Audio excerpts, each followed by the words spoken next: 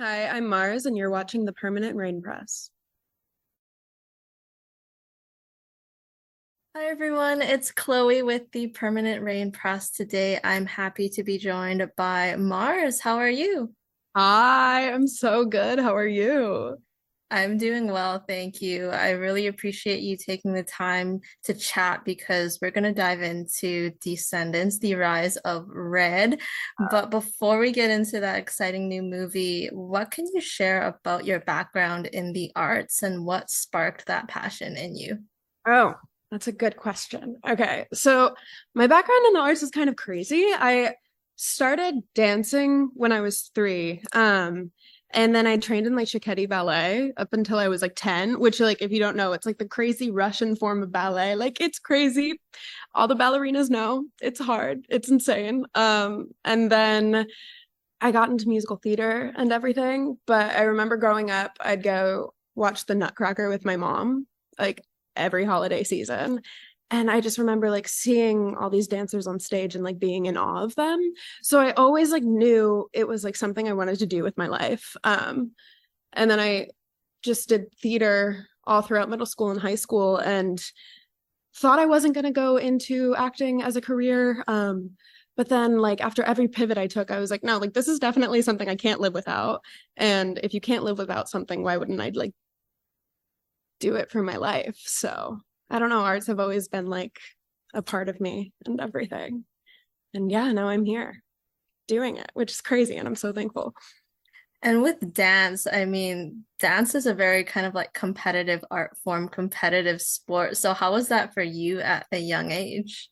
Um, it was pretty competitive. But like the weird thing is, and the thing that I'm like super grateful for is my instructor at the time was like just super inclusive and like made sure like everyone was taken care of and everything. And then when my studio shut down when I was like 11 or something like that, I kind of took a break and really haven't danced since.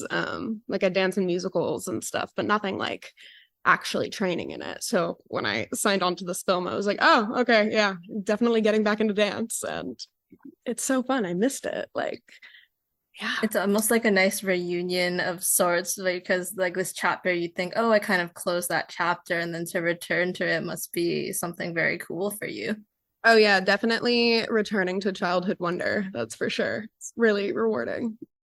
Tell me about your musical theater background that you kind of mentioned. I want to hear about your experience on stage and in this theatrical world. Yeah, I don't know. When I was in middle school, I like played like a fork in Beauty and the Beast, and then like just fell in love with the art form and everything, and definitely became a theater nerd. And did choir growing up, and I don't know. My musical theater training was pretty insane. I mean, my program back at home, we do like 6 shows a year, which is like unheard of. And like professionally, that's like a summer stock program. So I didn't really have like a social life. I just like go to school and then at like 3 p.m., go immediately to rehearsal to 9 p.m. and then go do homework and do it again. And we'd have rehearsals on the weekends. But I loved it. Like I wouldn't do anything else. Like musical theater just like ran through me. And I don't know, it's kind of insane. Like going away from an art form and then like coming back to something and just finding it more rewarding even when I'm older. I think that's like really cool. Yeah. You have a favorite kind of production that you were a part of? Yeah, I was a part of a production of Light in the Piazza and I got to play Clara and it's this like crazy operetta and it's gorgeous and yeah. And now I would like love to be in like Cabaret, play some Sally or like Spring Awakening. That would be crazy. But that was like the first production that I was like, this is something I could do for my life for sure. I was watching some old videos of you performing at with the King's Academy, and there was like music from the Wild Party and Saturday Night. And I just have to say, you have such a wonderful voice, even back then. And I know that you kind of rediscovered your love of singing last year. So if you're comfortable sharing, can you tell me about that journey for you? For sure. Yeah. Oh my, that's crazy that they're still up there. No. I'm like, I swear I'm better. God. Anyway, yeah, I moved to New York like right when I turned 18. And I was living in this like mock dorm type of thing. And obviously in New York, you have no space and the walls are paper thin. So I don't know. I just felt like there was like people could always hear me. So I kind of stopped singing just because I don't know. I just don't want people hearing me warm up or doing anything crazy. I didn't want any like eyes or ears on me while I'm like practicing a song. So I don't know. I kind of just stopped doing it.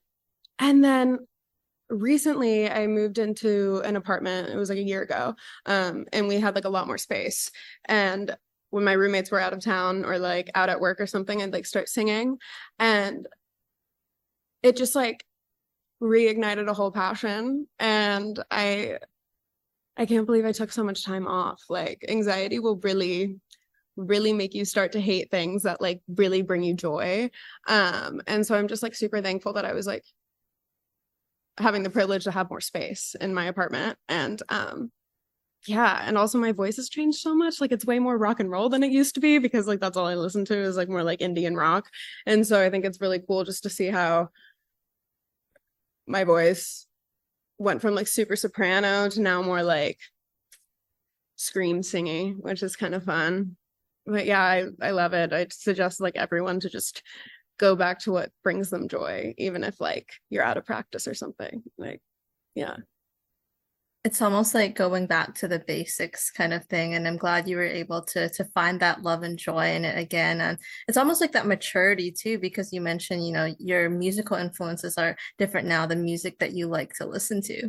Yeah, my music it's so different. Like my favorite artists like Indigo D'Souza or like Reggie Pearl, Saya Gray, like all of these artists just bring like such a different like flavor of their voice into their work and it's so deeply emotional. And so if I could bring like just a different sound of my voice to like even a musical theater project, it really changes the whole tone of a project, which I think cool. Now, in New York, you're a graduate of the Stella Adler Studio of Acting. So tell me about your training there and the key lessons that you learned. Yeah. So I went to Stella Adler when I was 18, which is kind of crazy because it's technically like a graduate program. And I just kind of like skipped college and went there. And yeah, funny thing about that is I auditioned because I got waitlisted for a musical theater program that I really wanted to go to. And I didn't really know what was going on in my life. And I just auditioned because I got a random email from them. And they were like, come audition for our program. So I did. And at the time I had like such crazy imposter syndrome because I was like, not only am I the youngest person in my class, but also I just didn't really like consider myself an actor. I like considered myself like a singer and an emoter, I guess. I would have even said I was like a better dancer than actor at the time. And I like went to the program and the teachers and the students and everyone is just like so amazingly supportive and everything. And I really got to like hone in on like who I am as a performer and an actor, but also like discover more like of what acting means. I remember my scene study teacher, I like went in and he was like, you move your forehead too much. And I was like, what do you mean? He's like, you're like moving your eyebrows like crazily. So he like put tape on my forehead and he was like, don't emote, just like experience something truthfully. And that really changed everything for me. But also, I don't know, I kind of want to go back to school. I find that like when I was younger, I was like so focused on perfection and like a perfect performance. And that's not what training is about. Training is about like trying and failing and like just navigating different ideas of a scene or whatever you're working on. And I was so focused on like getting it right, which is not true. Like there is no correct way to do something. And obviously I have so much more life experience now. So I think going back to school would just be so rewarding. But that program is really amazing and gave me the tools for like what I do now. So I'm super thankful. Yeah. Who knew that like a bit of tape over on your forehead would kind of set that into motion and be like a core lesson that you took away from that. But what kinds of programs or classes do you think you would be interested in doing today? Oh, like any conservatory program, like any like a cool acting coach. it's crazy. I was just in Berlin for like the month. And I like found myself in a drop-in acting class, and it was just like a random Meisner technique, and I'd never taken a Meisner class, and I found that like super interesting. Um, yeah, I would just take any class because I think you could get something out of really like any class, no matter what level or like who the instructor is. Like you could always take something positive away from anything. And I feel like that's also so good for you as an artist because when you're continuously learning, like you don't want to kind of close yourself off and be like, I know everything I need to know. So when you have that hunger and curiosity, it really benefits you for the future and your skill set. How did your time outside of school in New York really cultivate and grow your love of the arts and culture? Hmm, that's a good question. I mean, so much. Like you get to like go into like any theater, get to go get a ticket to like a Broadway show or an off-Broadway show or an off Broadway show, or like going to see my friends and like random experimental projects and like random short films and stuff like that. But honestly, I think it's like my time away from the city, like that really makes me be inspired. Like just staring at water is really inspiring. Like just having like the room to think and be at peace with yourself. Like I think that's where I find most inspiration, because then it's like, oh, you're like actively trying to seek out the art in whatever environment you're in. Whereas I feel like in like New York or LA, like everyone is just like there's so much art around you that like when you take a step back, like it's you can appreciate it more. Yeah. I don't know if that makes sense, but that's how I feel. It's almost like so you have to travel the world because you basically like want these new experiences. So are there places on your bucket list that you would love to go to? I literally would love to go anywhere. I went like to Berlin for the I went out of America for the first time last month, and not me being like Berlin pilled, but I'm like, oh, going there, and like there is so much like artistry and everything because they have so many grants and artist grants that are like given to many people. So there's just like so much more art around. Love to go to London, love to go to Thailand and Vietnam. Love Mexico City, sounds cool. Portugal sounds amazing. Honestly, anywhere just sounds really great to go. But yeah. In terms of New York, I know that you've also kind of been performing with 54 Below and that group. So how has that experience been for you? Are you It's like a childhood dream come true. Like it was so surreal. Like the reason I got it is because Morgan Dudley, who plays young Cinderella in Descendants, we just became really good friends, and she introduced me to all of her friends who were in the musical theater world, and they so graciously invited me to be a part of their shows. And it's just like, God, I remember in high school just like watching all of these videos like late at night of like Andy Miantis and like Krista Rodriguez just performing at these spaces and being like, I want to be there one day. And the fact that I got to do it, like, it's just so rewarding. It's so cool. It's like literally surreal to me. I don't know. And it's really nice to kind of find that community and collective, like in a space and in a city as big as New York as well. Yeah. Yeah, no, the like community is so small. New York is actually a really small city. Like you're always just like one person removed from another person. It's kind of cool. We're gonna get into Descendants, The Rise of Red, but we are discussing spoilers, so I will note for all those watching, please make sure you have finished the movie before continuing. What can you share about your audition process for the film and what drew you to this project and your character, young Maleficent? Okay, so my audition process was like pretty standard.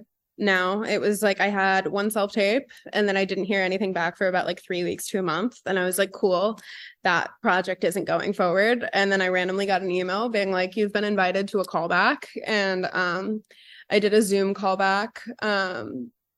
And it was with the casting director and Jen, our amazing director. And we just went through the scenes, and Jen was super encouraging and amazing. And we found so many different nuances with Maleficent. And my mom actually helped me with the first self-tape, and that was just really funny. I was like back at home for a random job, and I was like, okay, I have this random audition. Can you help me? Which is just always so funny when your parents have to help you read something, especially when they don't consider themselves artists. Like, I don't know. But yeah, what drew me to Maleficent? I mean, like, she's Maleficent. Like, how can you not be like immediately inspired? and like chomping at the bit to get the role. And then like obviously Kristin Chenoweth like played the older version of me, and like being a theater kid, like, are you kidding me? Kristin Chenoweth? Like, yeah, I wanted it so bad. And then I just kept seeing like random signs around New York of Maleficent, which like would never happen. And I like believe in like synchronicity and all of the stuff. And I got the call from my agent at the time, and she was like, you booked the role, and then told my roommate, and he like lifted me up and like spun me around. And yeah, it was so cool. That sounds pretty magical, actually, that you started seeing signs around that you had never seen before. Yeah, it's like her powers were like coming into me. I don't know. Do you remember like what kind of scenes or dialogue you initially had to read in the initial auditions? Yeah, it was. There's a part in Perfect Revenge where we're all like coming up with the amazing ideas to how to get back at like Bridget. And I had like the line like prick her with 1,000 thorns, and I like said that like a billion different ways. And then I'm forgetting the second scene at the moment, but yeah, it was all just so fun. Like, I mean, it's just surreal. Yeah. In a line like that, and it's for you, it's like just trying to workshop it to get it right. So did you also have a good feeling like leaving the callback and everything, aside Yeah. from the other signs that you saw in the city? Yeah, I did. So basically, in before the callback, my agent was like, hey, just like make sure like you do the Kristin Chenoweth voice. And I was like, no, wait, I already did that like in my first audition tape. And then I did in the callback, Jen was like, wait, you did what I like we were giving like other people notes to do. And in that moment, I was like, I have a good feeling. But then I'm also like 5'6", and Miss Kristin Chenoweth is like ever so tiny. And I was like, no, it can't be mine. And it is, and it's crazy. I don't know. It's still surreal to me. Like, I don't know. Ever like I'm talking about it again, and it's like I'm like immediately transported back to like November 2022. Like, Well, you have a decent memory though, I think, like for it to be that long ago, but it's such a like significant part in your career so far. So it's nice to kind of come back to these memories. What was your familiarity and relationship with the Descendants franchise, like before you were cast, and what made these films and characters stand out to you? okay, do you want to know a secret? Oh no. Okay, like let me get to the final statement. But I grew up on High School Musical, and I definitely aged out of the Descendants realm. So I booked it and still did not know the gravity of the situation. And even got to set, still hadn't seen the films, because I was like, no, I don't want these films to influence like how I'm going to play the character. Like obviously I like studied what Kristin did, because playing a younger version of her, obviously you have to bring all the nuances that she brought to it. But I didn't want anything to be influenced. So I didn't watch the films until like maybe a week and a half into shooting. And then I was like, oh my God, I'm the biggest fan of this entire franchise. Like, I get it. Kenny Ortega did it again. He did. Like, yeah, but I can't believe I just had no idea about the Descendants world. And now I'm a part of it. And I'm like so thankful. It's crazy. Tell me about what you wanted to focus on in your portrayal in terms of Maleficent's voice, her personality and movement, and what about Kristin's adult version performance informed you? Oh, Kristin's adult performance, like just the way that she like moved her body and her hands, like the physicality was definitely extremely important when playing Maleficent. And I think my version is just like a way more like spunky, grungy, gutter punk version of Maleficent. But I'm hoping that people can see how she ages into how Kristin portrays her. But Kristin has like many like specific little like eye movements and like tongue movements that I was like, that's kind of really important to incorporate into my portrayal. But yeah, Maleficent is just so cool. Like, yeah.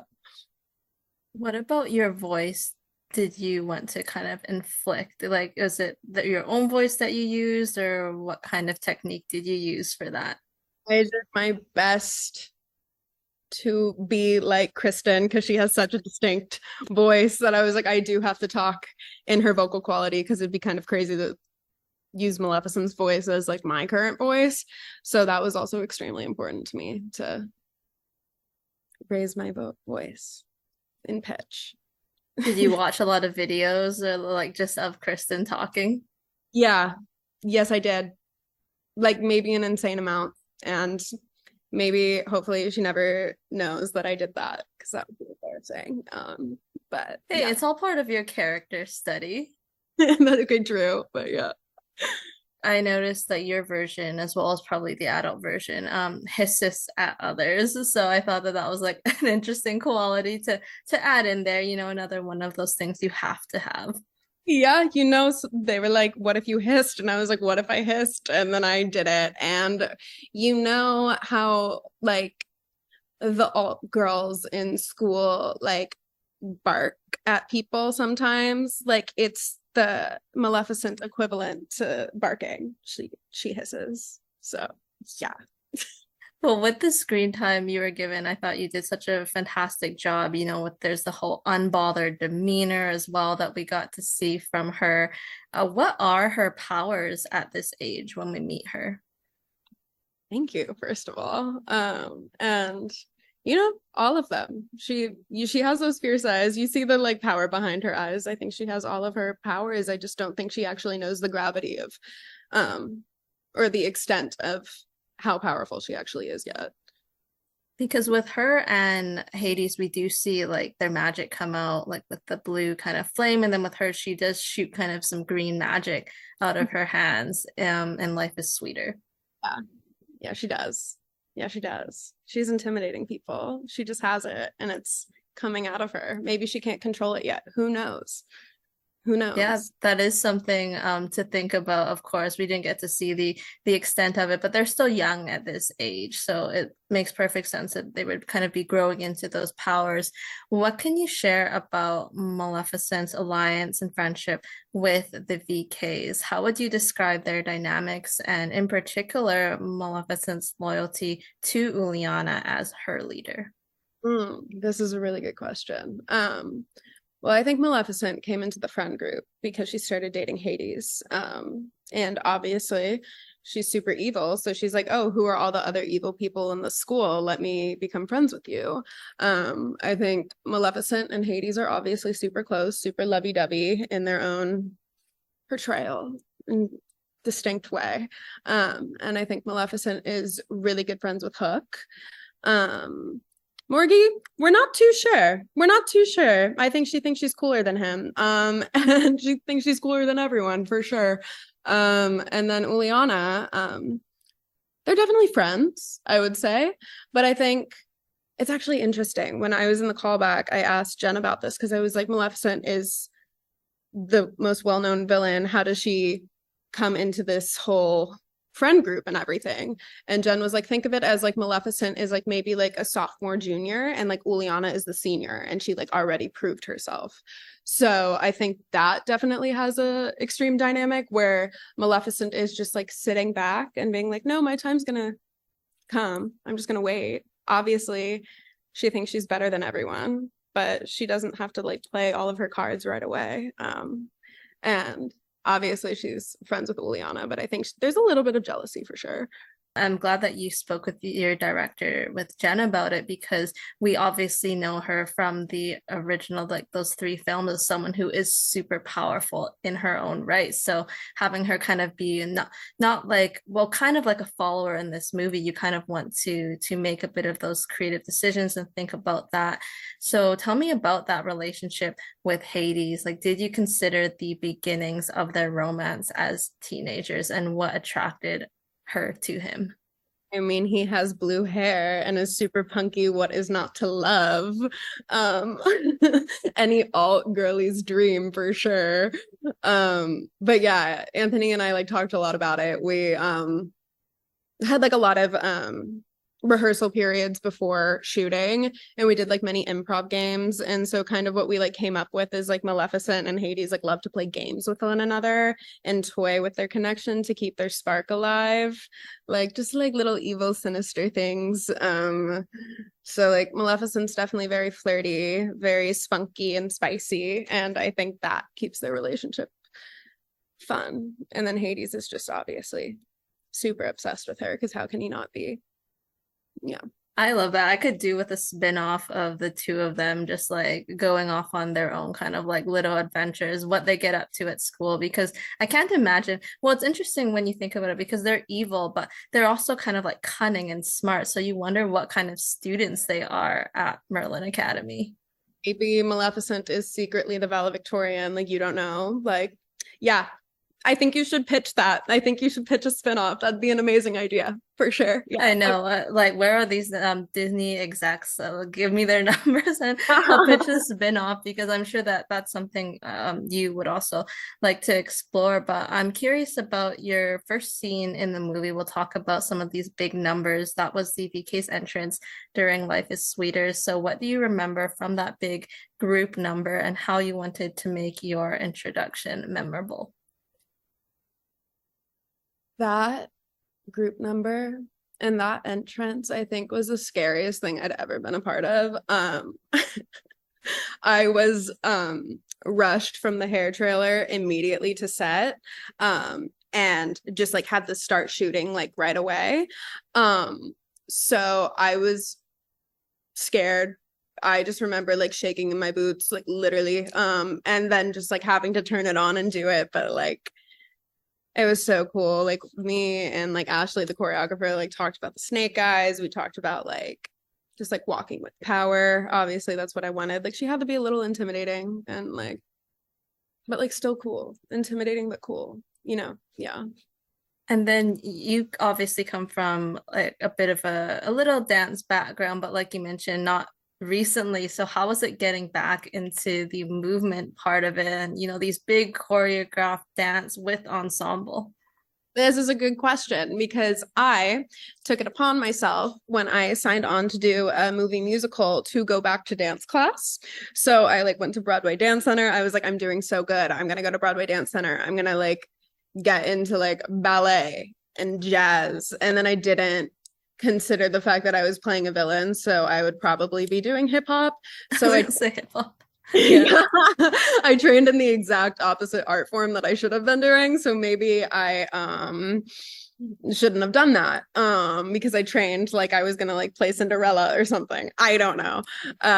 But like Ashley and Calvin like made the dancing incredibly accessible, and they were so patient with us and me especially to pick up the choreography, and we just drilled it in hour by hour and day by day. Like I think if I like had like a 5-minute refresher, I could like still do like the perfect revenge like number. Like they just made it so accessible, and also all the other dancers who were with us the whole entire time were just super gracious and super fun to work with, and they definitely helped a lot. Yeah. I'm glad that everyone was really patient. Did you have any kind of, was it like a boot camp or how did the rehearsals go? Yeah, before we started shooting, I think there was like 3 weeks of boot camp per se. So we would just like rehearse for like 10 hours a day, these numbers and everything. And it just like, it literally felt like theater camp. It was so cool. In muscle memory now. No, yeah, for sure. Like I hung out with Janae Holster, who is one of the dancers. I like see them all the time, and we were just like, do we still remember it? It's been a year and a half, and then we both just got into it. And you're like, yep, we got it. Yeah, exactly.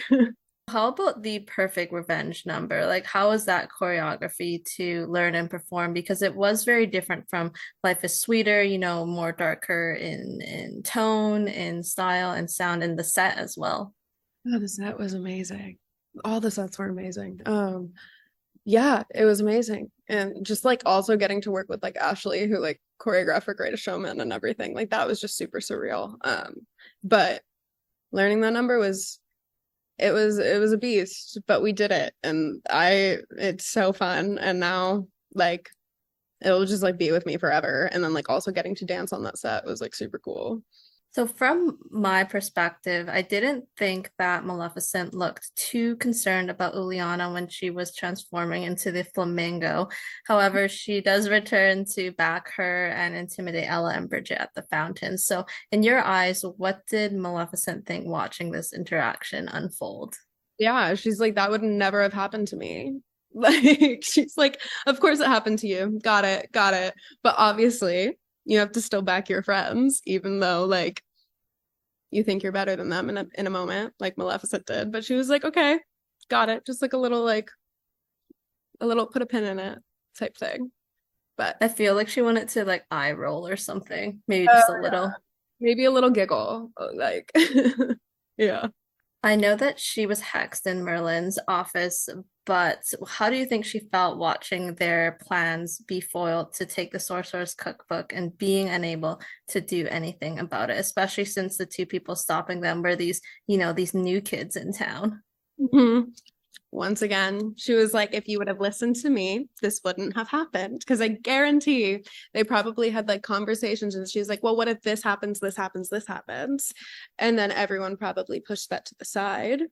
And let alone it did happen. And then they're frozen and then they're in detention. So obviously she's a little pissed, but I think she's gonna open her mouth a bit and let everyone in the friend group have it because once again, she was right. So Yeah. on that note, I mean, what did you just really enjoy about playing Maleficent? And should you return, in any future Descendants projects with this character, what would you be interested in exploring with her? Um, I would love to explore her relationship with Hades. I think that'd be like, it's really important, I think, to explore. I think also how she comes into her own power and finding herself. I think that'd be a really cool thing to explore. Um, what didn't I love about playing her? Like she just serves the whole time. Like she is that girl. And like, I don't know. It's just still so surreal to me and like a childhood dream being able to like play her. And you posted, it was like a photo from maybe one of your first days on set, and you had like a little Maleficent figurine as well. Yeah, I got that at like I think the Dollar Tree or something, or like I know I think I got that at Five Below. We'd like for fun take trips to the Dollar Tree and Five Below in Covington, Georgia, and we just like roam around for hours, and like we'd find all this Descendants like lore, and I was like, no way. But yeah, I kept a little like Maleficent doll in my trailer, and then I'd like burn like different smells in my trailer as well because I'm like super like scent oriented. So I just always have like a specific smell for every one of my characters. But yeah. That's perfect. What scent was specific to Maleficent?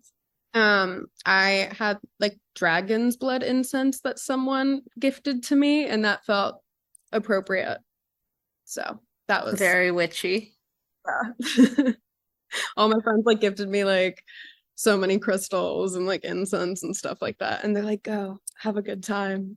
Yeah. True friends right there, and also helping you get into characters. Nice to have that as a gift also from them, right? Because it's like you get to take a part of, home and those people with you. Exactly. Yeah. Yeah. I also think it would be cool, I mean, with the detention promised, aside from obviously like Maleficent and Hades' relationship, how that has an impact on her friendship moving forward with that group, and if that's the time to start branching off. Yeah, right. And I'm like, what if there was like a whole battle scene between her and Uliana? Like that would be so fun. Like power battle type moment. That would be so fun to explore. Yeah, and just like her going off and becoming her own. Yeah. Just a whole spin-off. Why not? You know? I think we left Merlin Academy too soon, to be completely honest. So I really hope that, we get to see these younger versions and these other characters as well in the future. You mentioned the sets were incredible. Tell me a bit about them, like the sets that they built and designed. Like, how did it really add to your performances? Yeah.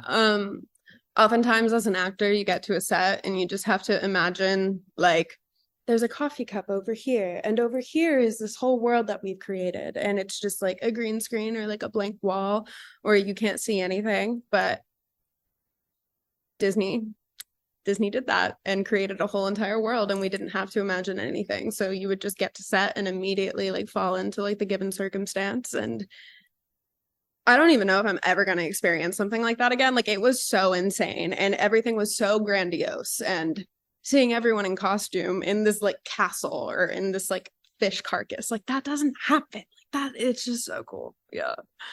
Which one was your favorite? Was it the fish carcass for that number? Was it the Merlin Academy sets? I think it definitely was the fish carcass. Just because like the moody lighting and everything, like you'd walk in and it'd just be like this whole cave that was like maybe 20 feet tall. And like the colors were so sick and the lighting, and yeah, it was amazing. Take me through creating Maleficent's signature look and style with hair, makeup, and wardrobe. Like, how would you describe it and how it added to your character? Oh yeah. The hair, makeup, costume, everyone, all the departments were amazing. It's crazy because like I love a turtleneck. I just like love a high collar. And it's crazy that I went into my first fitting and they're like, here are all these turtlenecks. And I was like, you get it. You saw the vision. And the costume department was like super collaborative. I remember being like, I wish these shoes were like a little, like had a little something else. And then the next day they like came back and they were like painted with purple flames. Like that's so cool. I remember like my signature belt that's like to the side. It originally was on the front. And then I was like, what if we like went to the side? And they were like, oh, wait, that's such a good idea. So like everyone was just super collaborative and made me and I think all the other cast members like super comfortable in what they were wearing, so they could like easily perform and do their job, but then also feel good and confident in their outfits and like feel like super excited to be wearing a costume, which was really cool. The earrings, they let me like have like all of my earrings in, but like obviously like Maleficent core, which was cool. Like I liked that. The makeup team killed it. The hair team killed it. I was like, what if we did like purple? And they were like, yeah. And then all of a sudden I had this crazy purple like look on my eye. And it's just like so easy. Like when all of these things come together and then also you have like the amazing set design, like you don't really have to do anything. Like the character just kind of comes alive. It's amazing to hear, and especially that they were able to work with you as well to make sure that you felt comfortable. And Maleficent had so many like rings and necklaces as well. Like, how did you feel about all that jewelry? Because I can tell that you love the jewelry. I love some jewelry. I like if I don't like have these on my hands, I feel naked. Like same with like I normally have like more bracelets on. I just couldn't find them when I was getting ready. But like jewelry just adds so much and like so much personality. So I'm happy they let me do that. Yeah.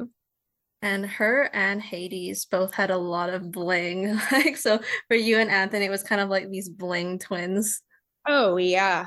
Oh yeah, of course. I mean, they're like super cool. How can you not? Like, especially when you're like, I don't know, a rebel. Of course you're gonna like have so many like studs and stuff. Yeah. That's also something that I found really differentiated, like maybe Maleficent and Hades from maybe Hook and Morgie. And I spoke with Joshua and Peter as well, and how Joshua kind of saw it as the two of them are kind of like Uliana's hench people. And then it was kind of like Maleficent and Hades doing a bit of their own thing as well. Yeah, like we kind of do our own thing. Like we are in this friend group, but we're not like bowing down to Uliana. Like we're like, no, like we're cool. Like we could be friends, but we just know we have something like up our sleeve for sure. Tell me about your co-stars performances, Kylie and Malia, like after seeing the movie in full, because you weren't privy to seeing a lot of the more emotional scenes while on set.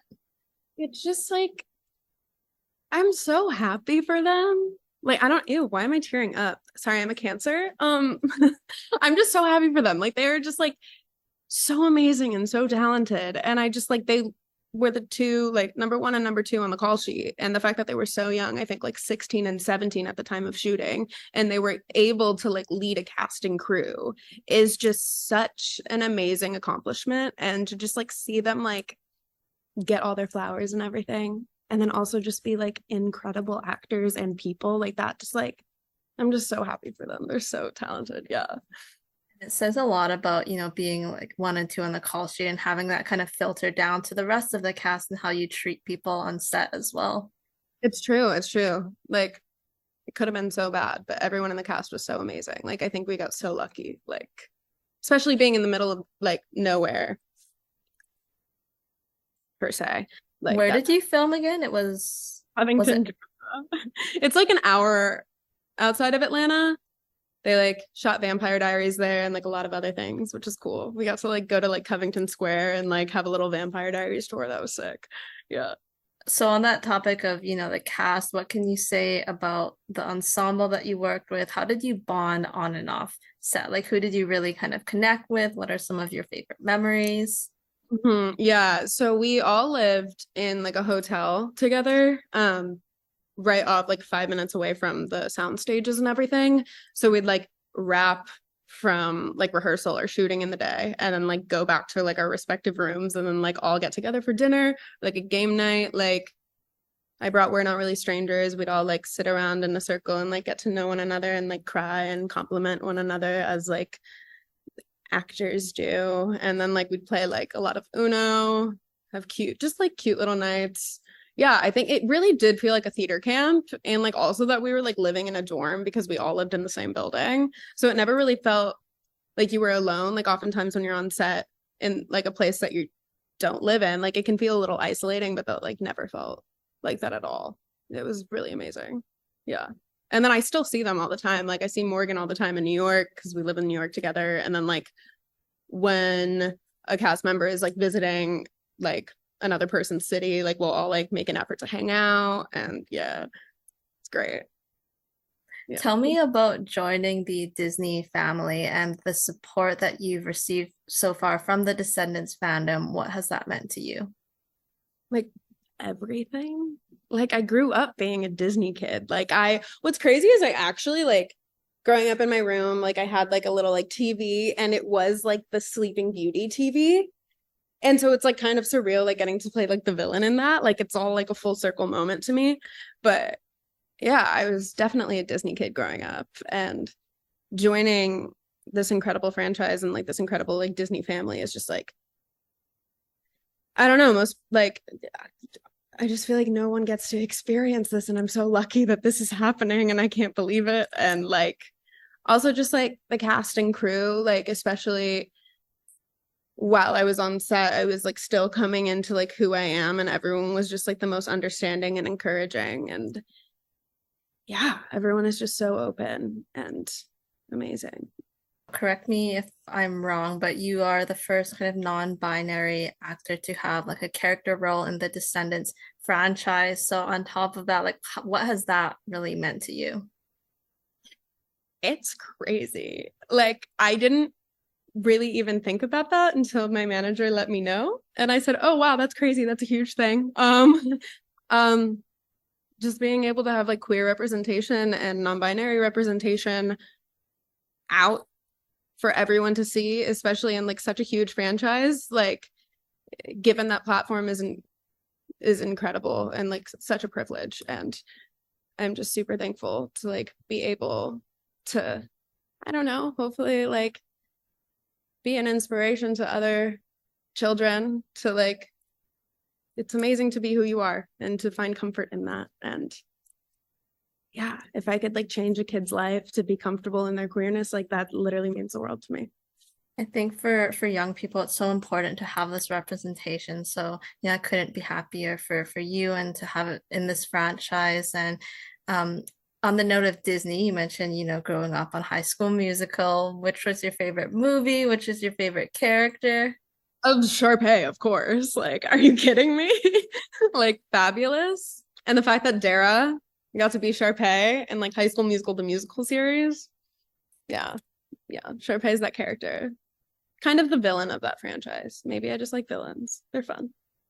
What other shows, like series, did you grow up on from Disney? Like Sweet Life of Zack and Cody, Phineas and Ferb, That's So Raven, Phil the Future, all of those shows. Yeah.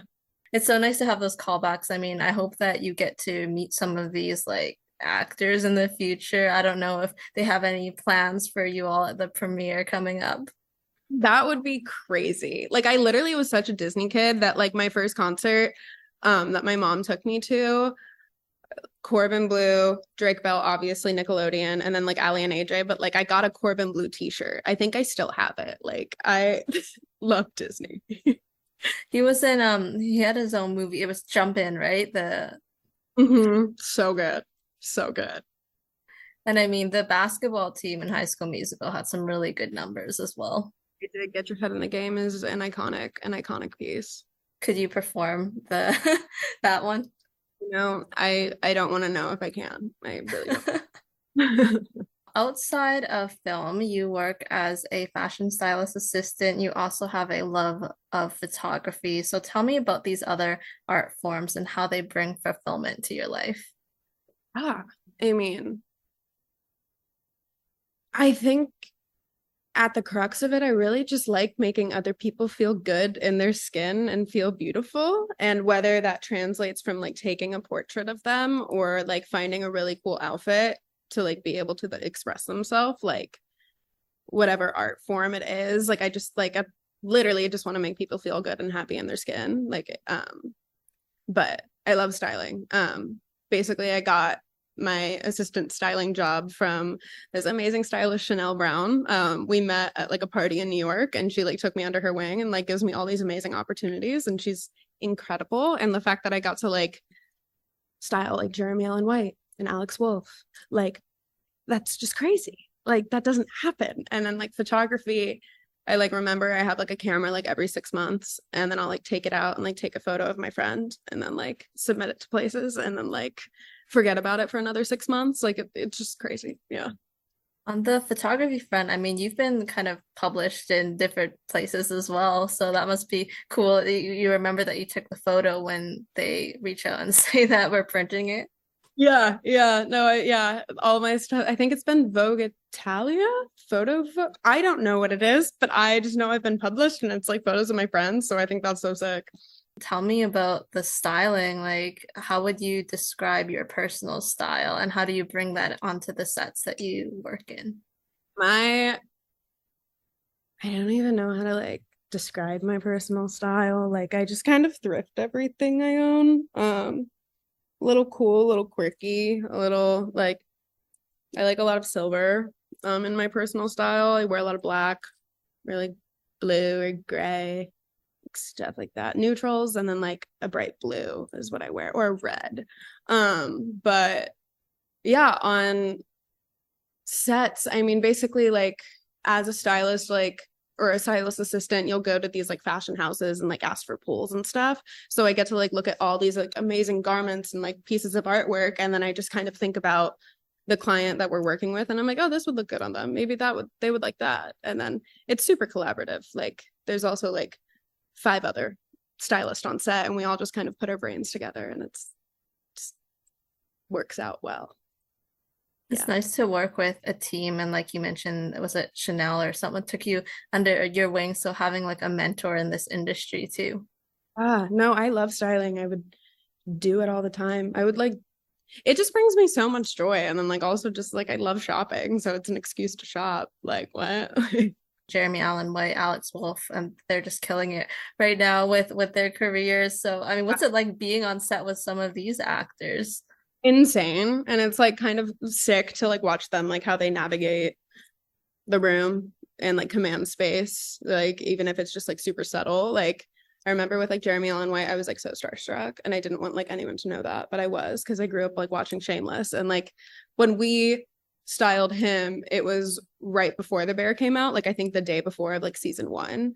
And so it's just like crazy to like have been in a room with him and like see where he is in his career now. Like, oh my God.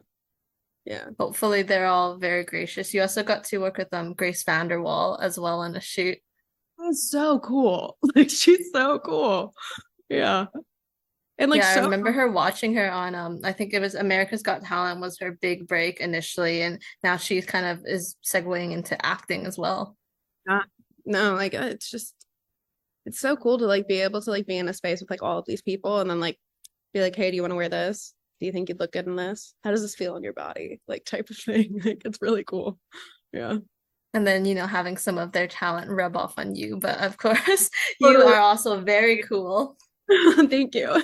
Yeah, I'm like, it definitely rubs off on me totally. Breathing in their air, something. Yeah. You have an upcoming short film that you created and wrote, which is Celi-Yacked in Bushwack. So, what can you share about this personal project and celiac awareness, which I know is personal to you? Celiac awareness is very important. I'm sick and tired of going to restaurants and having servers just not really care that you say you have an allergy, or like go to a place and I'm like, okay, like, is this gluten free? And they say, yeah. And then it's not. And then I end up like throwing up for like 3 days straight. Mm-hmm. Um, yeah, like it's crazy. Also, it's crazy like being in LA right now and like having so many gluten free options. That's sick. But yeah, all in all, I think people need to take people's allergies seriously, no matter how much of an inconvenience it can be. And I hate that I am saying this, but it needs to be said. No, I don't know. But my Celiac and Bushwack is this short film that's just very experimental, and it is like my mental illness, mental breakdown brainchild into an art form. Basically I wrote it because I was venting to my friend because my bathroom at the time was like unusable because I had like a leak in my apartment, and I was like, I'm gonna die, I feel like I'm dying. And he was like, oh, go do this. And I was like, wait, that's funny. And then I wrote like a little film about it. And then one of my best friends, Maleficent, he ever so graciously was like, we should make this into a film. And then we shot on like a really, really old VHS camcorder that was broken. It would die every 20 minutes. And we just shot it in like 2 days and just did it in like all these places for free, guerrilla style. And his brother, Andrew Rison, did all the amazing sound design and music for it. And it basically just is a fever dream. People think it's like gonna be like a really acting film because I'm an actor, but it's not. It's literally just like Adult Swim meets mental breakdown. And that's my artwork. And that's the pitch right there. Adult Swim X mental breakdown. It's so funny.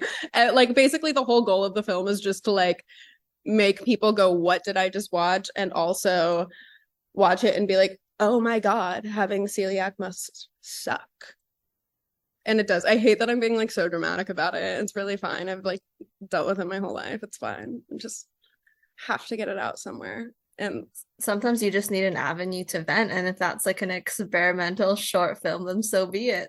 Exactly. And like the title, I just kept writing like Bushwick over and over and over again. And then I don't know what was happening with my autocorrect, but it went to Bushwack every time. And I was like, well, that's kind of funny. Celiac.